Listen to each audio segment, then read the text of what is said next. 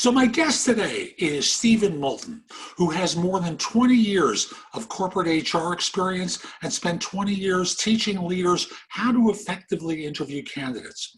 He's also coached hundreds of professionals and leaders break through the clutter and get that next great job. He's the author of several books, including Tell Me About Yourself and The CEO's Advantage, 7 Keys for Hiring Extraordinary Leaders, both on Amazon. Stephen, welcome.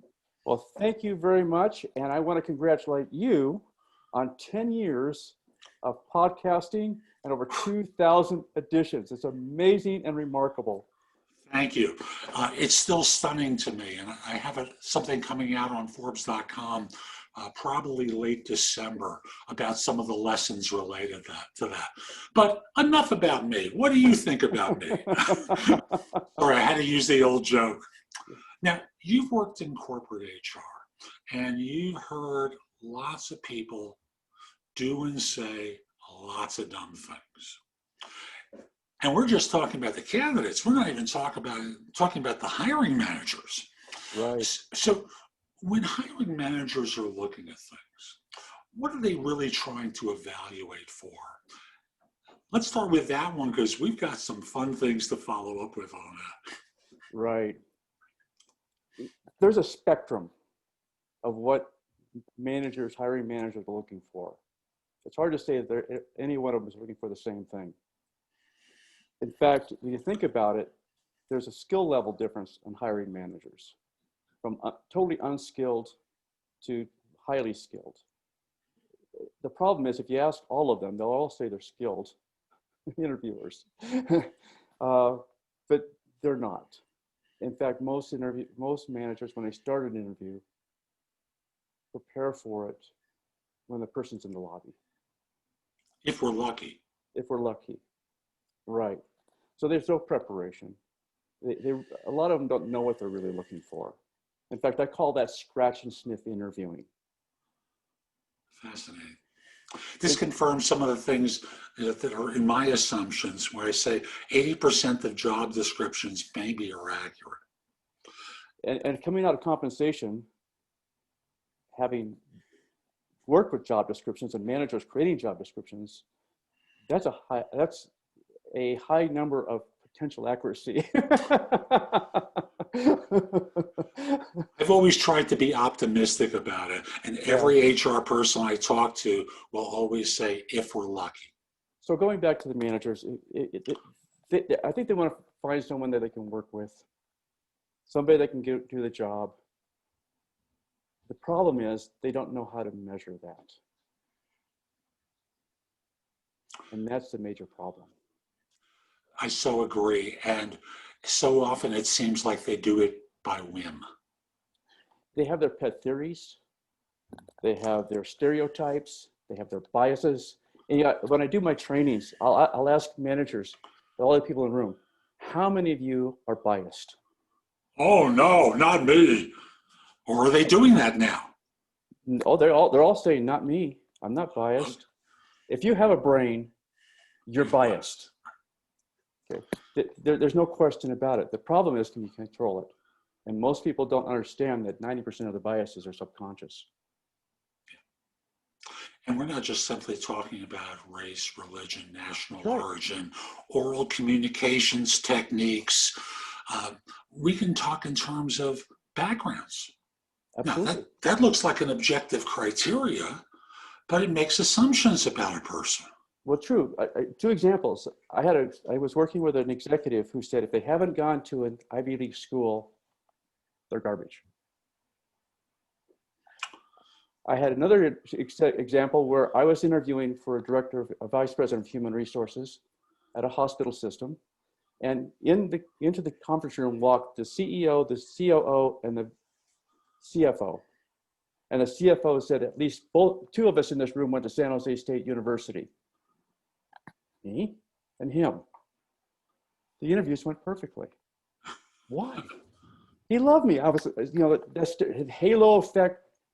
We're similar type thing. So the whole spectrum of biases is just terrible. It doesn't allow for individuality. or individual difference. It works on the basis of assumption. And I'll also go the extra step using the examples that you have about universities. Often it deals with social class. Mm-hmm. So one of my favorite stories I heard on a podcast about a man who grew up in Los Angeles and had to travel by bus 2 hours to school each day through gang territory. And thus, when the bus went through certain areas, everyone lowered themselves so they weren't a target. And this was the first Black systems engineer at Twitter. And you pause for a second and look at the price he paid to get to where he was. Right. And there's nothing taken into account that if you'd asked, on the interview, so, walk me through your background or tell me about yourself, this really wouldn't come up because no one, tells the story. That's right. It's not a story people tell. Right. So let's start off with tell me about yourself. Yeah. How do you believe it should be answered? What do managers that you work with, what do they really look for? Well, before we get to that part of it, you have a question you like to have people ask in the interview before they get to tell me about yourself. Absolutely. That's about what in the job description, what's really important for this job. Right. If you get to tell me about yourself, then it's going to come up at some point in time. It could be at a networking event as well as an interview. So you got to be able to answer that question if you want to get people's attention. My belief is that the attention span of the average adult in the United States is about 8 seconds before they start thinking about other things, unless you get their attention. And one of the best ways to get their attention is by asking a question that has kind of an emotional twist to it. For instance, ever notice that a lot of people just struggle with getting an interview when they're doing a job search? Happens all the time. Okay. Now, the word in there, operative word is struggle. And if you're going through a job search and you're struggling, that emotionally triggers. That's what I'm good at solving. Can I tell you a story? And then you share a story about how you've helped somebody solve that problem. That's the short version of what you're doing with Tell Me About Yourself. And it's very, very effective in getting the attention and getting the engagement. And the key part of that is most interviewers make their hiring decision in the first 5 minutes of the interview. And if the first question they ask is, tell me about yourself, and you don't get that one done well, you're out. Because most people, they start with the whole biography, everything that's in their resume, their life and everything else, and the person goes to sleep after 8 seconds.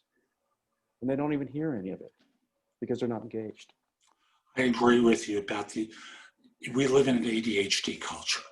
Right. So attention span is important. I also believe voice quality is important too. Well, absolutely. And thus, I talk in terms of the theater of interviewing. Right. And the performance that goes into interviewing in order to engage an audience, to keep them involved, to use your voice. And since we're interviewing so often by video these days, to use your behaviors in certain ways to captivate, to enchant, to delight, using your smile, the twinkle in your eyes in lots of different ways to engage an audience. If you're not doing that, it's sleep time. Right.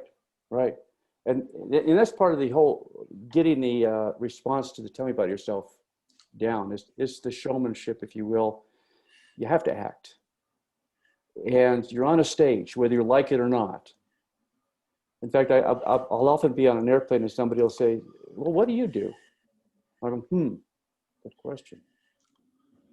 Ever notice? And then I'll go through the spiel and I'll catch them and I'll get them into a conversation and I have their attention. So your approach, I just want to make sure I have this right. They say, tell me about yourself. And you're flipping it in a certain way to ask them a follow-up question. Yes, but it's not a direct question. I didn't say, have you ever noticed? It's just, ever noticed that people struggle with getting interviews when they're going through a job search? And yeah, I've had that problem, or I'm having that problem right now. Well, let me tell you a story. And then you tell a story. And it's a story about the problems that somebody faced, the actions you took to help them, and the results they got. So using the example of a coder, Yeah.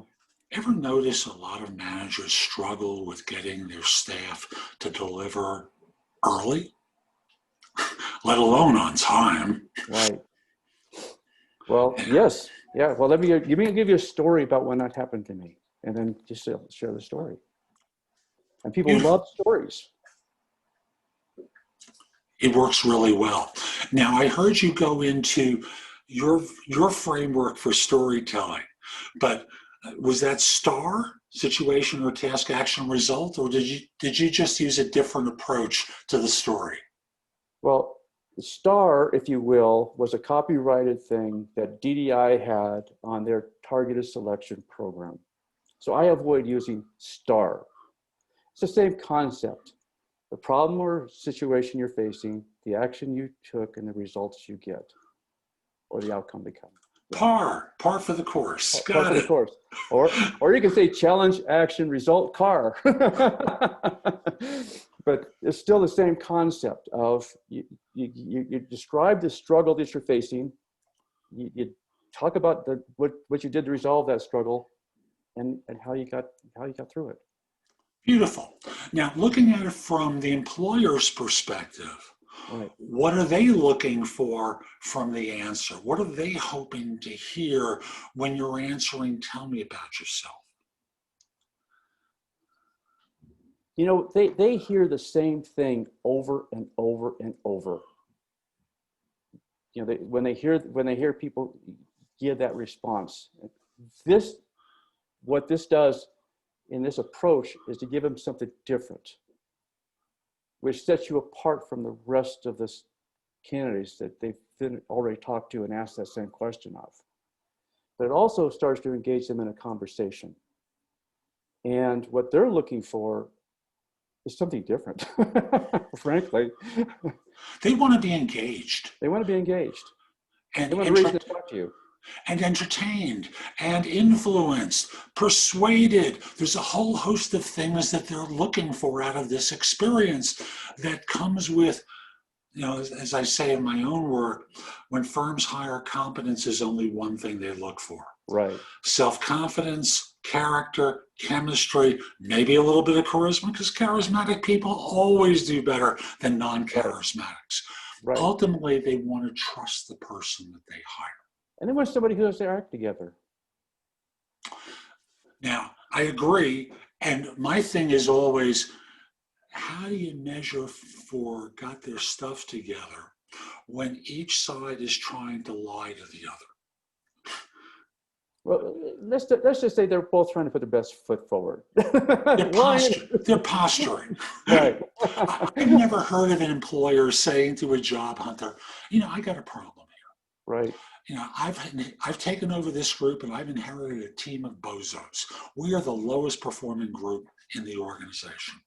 And my predecessor got fired and so did hers. I need to hire someone to save mine. No one ever says that. And which gave me the idea that hiring managers are posturing just like job hunters. Absolutely. Absolutely. So when the employer obviously gives up on the idea that they can really, they forget that job hunters are posturing. They really believe this is the truth. Unfortunately, sometimes that's true. And I believe that because statistics show that within 12 to 18 months of a new hire, most hiring managers have buyer's remorse. Right. So given that fact, I'm wondering, what does the hiring manager, what else are they looking for in some of the questions that they're asking? I think most people are looking for someone like them. someone that thinks like them, something that not necessarily looks like them, but has the same philosophies that they figure they can get along with. They're not looking for someone who's going to compliment them by being different. And that's the sad part of it. What a lot of times when I've always, I shouldn't say always, I learned to do a structured interview approach. And I really set everything aside to try and get the details of what this person's accomplished before I make any kind of decision. And that's not easy to do because a lot of things can play into the biases that we have. But gathering the data is really crucial to making a good hiring decision.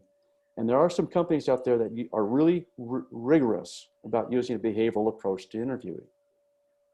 A behavioral approach to interviewing? Could Yeah. you explain that to the audience? Well, let me back up and say there's really kind of three basic kinds of questions you can get in an interview. There's the weird or unusual questions, all right? Like, why are manhole covers round? Questions like, where does light go when it goes out? Questions like, why do people drive on parkways and park on driveways? You know, weird or unusual questions. And there's not much you can get out of that as far as the qualifications of an individual. The next type of question is what I refer to as a hypothetical question, situational questions. What would you do if questions? Mm-hmm. What kind of answers do you think you get to hypothetical questions? You get how a person thinks. You get hypothetical answers. Okay. You get the textbook hypothetical answer because what would you do if? Well, if I had this come up, I would do this because that's what the world says I'm supposed to be doing. But in reality, I'd do that. But they don't say that. All right. And then you have the behavioral based question, which is tell me about a time when. Mm-hmm. Now, I'm going to give you a secret here that I teach people to do. Because when you respond to a behavioral interviewing question, time about time when, try to say about this time frame, working with this individual, use a first and last name if you can. So when I was working at Square D with Mike Javits, my director of human resources, this is the problem I faced. Now, the reason I suggest using that name, the name of the company and the name of the individual, is that subconsciously, the person who's the interviewer is thinking, this must be a true story because he's attached a name to it. Interesting, and I can see that working. Okay, and you do want to keep it really a true story because they may well ask to talk to Mike Javits. Okay, Mm-hmm. All right. So then you you go through the PAR thing of problem, challenge, action, and results. You want to keep it fairly short. So you take no more than a minute to give that response. That way you have their attention through it and you're changing from the problem to the action to the result in about 15-second increments. And now if they want more information, they can ask more. But you've not muddied the waters with a lot of extraneous stuff. You kept focused on one topic. And it's easy for them to follow when it's one topic and it's problem, action, result. They can follow that. Yeah, and when I think of that problem, action, result approach, or any of the frameworks for that matter, it confines you so that you don't wind up rambling. So if you think of it from the standpoint of what you're trying to accomplish, everything is designed to deliver the information to the audience in a way that they'll receive it well and get it. Yes. And you're demonstrating how you fit the role that the employer has available, right? Right. I was coaching a former vice president of a very large retail grocery store. He had lost his job because of a merger. He had been out on 20 interviews, and he said, Steve, I'm struggling. I've done all these interviews with like 20 different companies. and I've not even made the second cut. Here's a vice president who'd been on one side of the desk interviewing people for years. Often the worst interviewers, because they know what they look for, they don't know what other people look for. And they Right. extrapolate what they look for onto other people, and it's very different. His problem was he's rambling. Oh, painful. Okay, so I sat with him for an hour, and we focused in. I asked questions. We created the problem action results for various situations. Next day, he went on an interview with a large corporation. That afternoon, he had a job offer because he was able to focus in and responding properly. And I'll go the extra step telling a story of mine of someone who came to me who'd been on 15 interviews, no second interviews. And we went through a mock interview and I heard his answer to tell me about yourself. And I just said, oh God, I know what it is.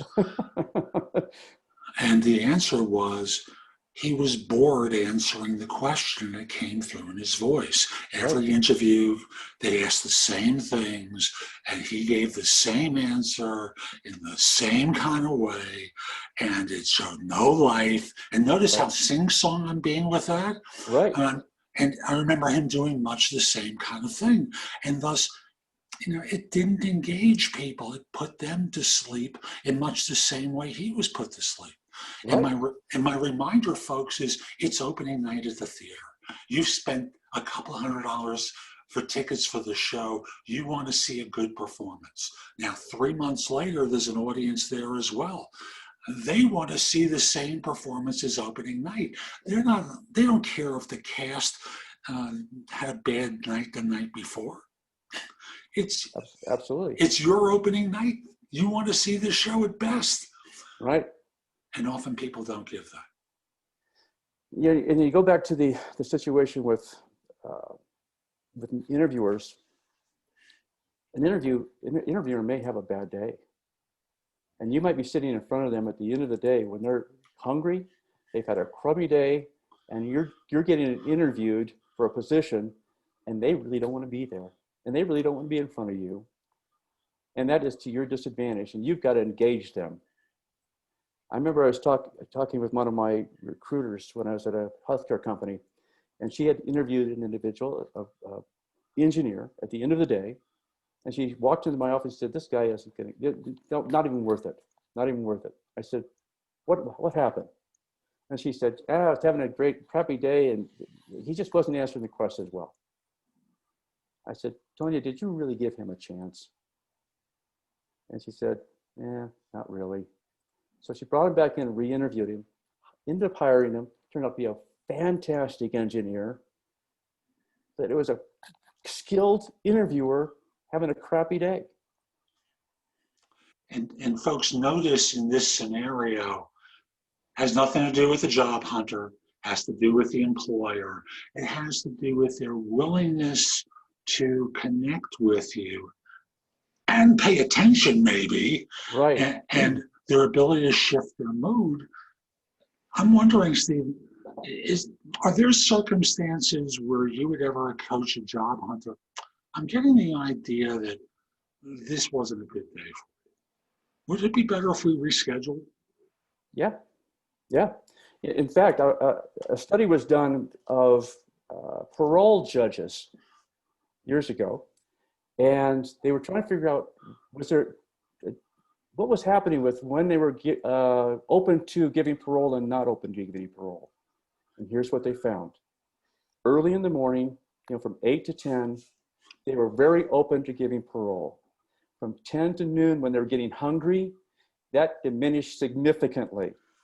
After lunch, they were more open to giving paroles, and an hour and a half, 2 hours later, what's that telling you about when you want to schedule your interviews? First thing in the morning or right after lunch? And your doctor appointments too, by the way. That's right. My wife went in for a little surgery one time, and I talking to the nurse, she said, "You're here early?" And I said, "Yeah, that's great, because first thing in the morning, the doctor's going to be awake." There's fewer mistakes first thing in the morning. Although if it's 4 a.m. surgery, Yeah, I don't know about that. yeah, But no matter. Now, when a hiring manager gets to the point of asking, so do you have any questions for us?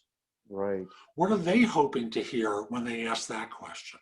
Are you really interested in being successful in this position? Are you going to help me solve my problems? So I think the questions you want to be asking are, in the next 6 months, what do you hope I'm going to accomplish here?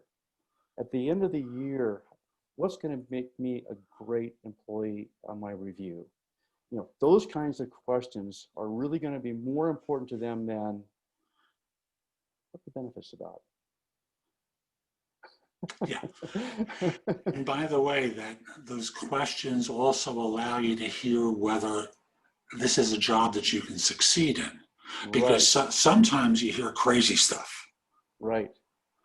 at which point you can mentally start taking that step backward and go, okay, glad I dodged that bullet, and get yourself out of there. That's right. Yes, those are really important questions to ask. Um, Overall, when hiring managers are making decisions, when they get to the point of deciding, they've got 2 or 3 people that they can choose from. They're bringing them back because no one's going to decide between the 3 people on the basis of one interview. They want to have one more opportunity to bring them in for the beauty pageant, except they've narrowed it down in the Miss or Mr. America beauty pageant to 3 finalists. Right. Once they get to that point, what are they looking for? Well, I guess the question is, what has been the interview strategy up to this point? Are they the only person making the interview, doing the interview and making the decision? Is there a group of people that are going to be involved in making the decision? Are those individuals going to be interviewing them one-on-one or in a group interview, team interview? At that point in time, I think they're just looking for any reason not to hire you. So it's a rule out scenario first. Right. So, folks, you can do things to disqualify yourself. I'm wondering, one of the things I tell job hunters to look for is in the first round or in the earlier rounds, there may have been a rough edge that surfaced up until that point, which can be the excuse for why they turn you down later. So you have to proactively address that in later round interviews so that they never forget this thing. And they're going to go in there like it's a sore, and they're going to poke at it and poke at it and poke at it until you cry uncle. So understand, folks, I believe that that's what's going to happen. But has that been your experience when you talk to hiring managers as well? They keep poking at that spot as part of the rule out process? Right. And any little reason not to hire you will be and part of that's because they got to live with this person. And if that's a sore spot for them, they're not going to want to live with that sore spot, even if it's not true. Maybe it's a figment of their imagination, but to them, that's reality. Right. So, folks, you have to be prepared for that rough edge that when you reflect on, because that's going to be the place where they can easily rule you out unless you deal with it. So let's say we've got 3 finalists and one out of the 3 just hasn't dealt with it. How do we play choose between the final 2? How do you play Solomon dividing the baby and picking the right one? You know, when I do the structured approach, I've gone through my 6 or 8 competencies that I'm looking for, and I've rated whether or not these people had them. I will take a look at where their strong and okay skill levels are, and narrow it down to, well, Steve had strong on the first 4 and okay on the second 4, and Peter had strong on the first, some on the first 4, strong on the second 4. It might be splitting hairs. But finally, it's going to be truly, do I like this person or not? I knew you were going to say that because it's always the subjective criteria.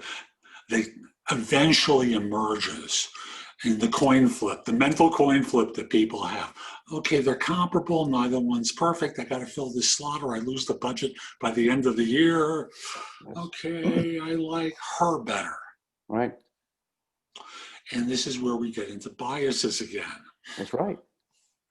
But you know, as far as I'm concerned, if you've actually found two qualified people and they both can do the job and they both look like they'll fit the organization, at that point in time, being subjective is okay.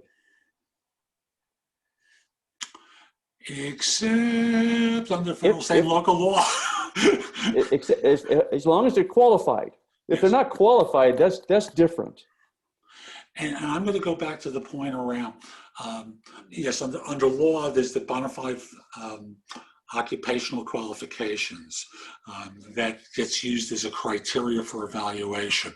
But in these days where the perception that white heterosexual males are advantaged in the workplace, folks, we got to be aware that the bias exists. And right, and on the opposite side of that, if you have a minority candidate and a white candidate, and you choose the minority candidate, you know that's a bias because you're trying to advantage the other person. But it was interesting. There was a Supreme Court case 30, 40 years ago where it was a city of Santa Clara, and a white person had gone through the selection process. And they had a score of, let's say, a 76. And they got down to the hiring for that, and they selected a person with a 74. Happened to be a minority. The white person sued. And what the Supreme Court basically says is 76, 74, no big difference. Management's got to have the ability to make a decision for the best purpose of the organization. And if they choose a minority over a white, because that's the best purpose of the organization, they have to be able to make a management decision. And that management decision, by the way, is biased. They have the ability to do that. But they're essentially equal. And folks, I'm wondering here, and I'm thinking out loud. Yeah. If you're a minority individual of one form or another, race, gender, whole host of different things, whether it's appropriate for you or whether you should be encouraged to put that on the table about diverse thought, diverse approach to things, that you can see things that others might have a blind spot to in the course of your interview. There is a lot of research that says having teams that are diverse actually are more effective, more productive, and more innovative. So it's wise to put that on the table and advantage yourself. I think in not just putting it like you said, but in a story, saying, I was part of this team that was a really diverse team, and we outperformed everybody because of our diversity. You know, and describe how you did that and what made a difference in that. That can be a sales tool. But just laying it on a table of, hey, you know, you got to remember having diversity is really important. You know, that just kind of throws it in the face and says, thank you very much. I'm not going to play that game.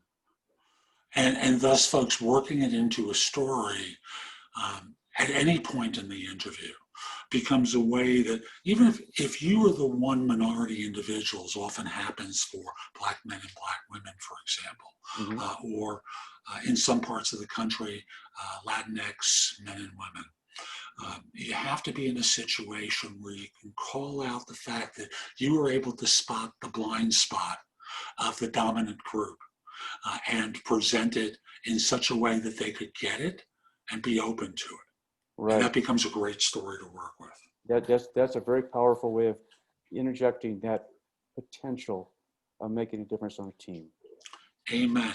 Hey, what haven't we covered so far that we should? Oh, gee. You know, the executive level.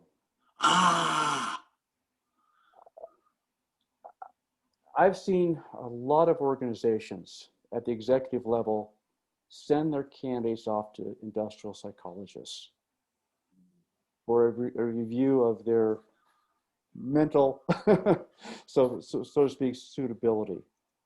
Have you seen that happening? Very often, very, very often. And it's always interesting which test they send them off for. I know I spent a whole half a day with an organizational psychologist for one position, and it was the intellectual stuff, it was the psychological stuff, personality profiles and all that kind of stuff, in an interview for 2 hours. It was like, I think I'm brain dead at this point in time. We know that about you, Stephen, but that's a different conversation. Right. But some of the tests people get sent off for, you can go on to Google, find out about the approach that the testing organization takes, and sometimes you can go to use Google to understand what the organization is trying to find out about you through the test and Right. steer your answers in ways that are effective. Is that what you found? Yes, and I've also found that not all the tests are really accurate. Yeah. I was working with an organization, and they were using a test across the organization.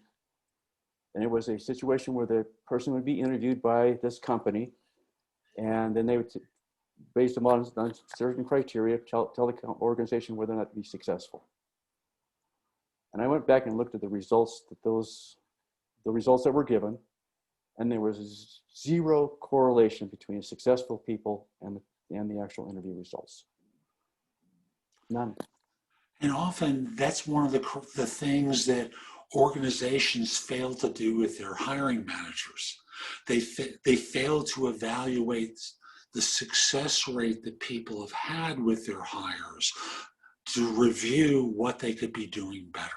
That's true. That's true. And when people get up to the executive level, they think, well, gee, I've been doing this so long, I can't fail because I've been doing, for years, and I'm not going to be wrong. My gut's going to tell me this person's good or this person's not any good. The lies we tell ourselves. Stephen, this has been a lot of fun. How can people find out more about you, the work that you do, the books, whatever? If they go to jobsearchskillsforprofessionals.com, they can download a free resume template that has been proven to be 50% more effective than almost everything else that I've seen. And it includes do's and don'ts, not only the template, but a sample resume, 104 words, verbs, action words that they can use in a resume that are effective, and a free opportunity to do 20 minutes with me on a career caffeine strategy session. They can get the book, Tell Me About Yourself, at Amazon on Kindle. And I got version 2.0 coming out in about a month. Fabulous. Career caffeine? Career caffeine strategy session. A lot of people are just all over the place. I got to get them focused in, get it energized. And I do understand. And Stephen, thank you so much for making time today. And folks, we'll be back soon with more. I'm Jeff Altman, the Big Game Hunter. Visit my website, thebiggamehunter.us. I've got thousands of posts in the blog that can help you.